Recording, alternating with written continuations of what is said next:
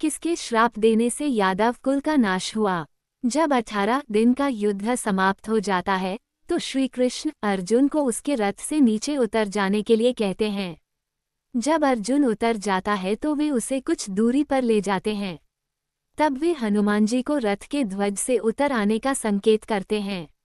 जैसे ही श्री हनुमान उस रथ से उतरते हैं, अर्जुन के रथ के अश्व जीवित ही जल जाते हैं और रथ में विस्फोट हो जाता है।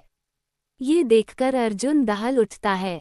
तब श्री कृष्ण उसे बताते हैं कि पितामह भीष्म, गुरु द्रोण, कर्ण और अश्वत्थामा के घातक अस्त्रों के कारण अर्जुन के रथ में यह विस्फोट हुआ है। यह अब तक इसलिए सुरक्षित था क्योंकि उस पर स्वयं उनकी कृपा थी और श्री हनुमान की शक्ति थी जो रथ अब तक इन विनाशकारी अस्त्रों के प्रभाव को सहन किए हुए था। महाभारत के युद्ध के पश्चात सांत्वना देने के उद्देश्य से भगवान श्री कृष्णचंद्र जी गांधारी के पास गए।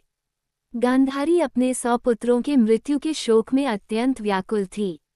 भगवान श्री कृष्णचंद्र को देखते ही गांधारी ने क्रोधित होकर उन्हें श्राप दे दिया कि तुम्हारे कारण से जिस प्रकार से मेरे 100 पुत्रों का आपस में लड़ करके नाश हुआ है, उसी प्रकार तुम्हारे यदुवंश का भी आपस में एक दूसरे को मारने के कारण नाश हो जाएगा।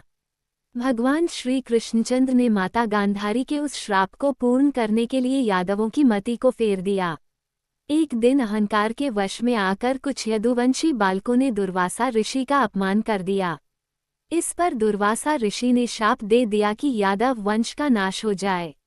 उनके शाप के प्रभाव से यदुवंशी पर्व के दिन प्रभास क्षेत्र में आए। पर्व के हर्ष में उन्होंने अति नशीली मदिरा पी ली और मतवाले होकर एक दूसरे को मारने लगे। इस तरह से भगवान श्री कृष्णचंद्र को छोड़कर एक भी यादव जीवित न बचा। इस घटना के बाद भगवान श्री कृष्णचंद्र महाप्रयाण करके स्वधाम चले जाने के विचार से सोमनाथ के पास वन में एक पीपल के वृक्ष के नीचे बैठकर ध्यानस्थ हो गए। जरा नामक एक बहेलिये ने भूलवश उन्हें हिरण समझकर विषयुक्त बाण चला दिया जो कि उनके पैर के तलुवे में जाकर लगा और भगवान श्री कृष्णचंद्र स्वधाम को पधार गए।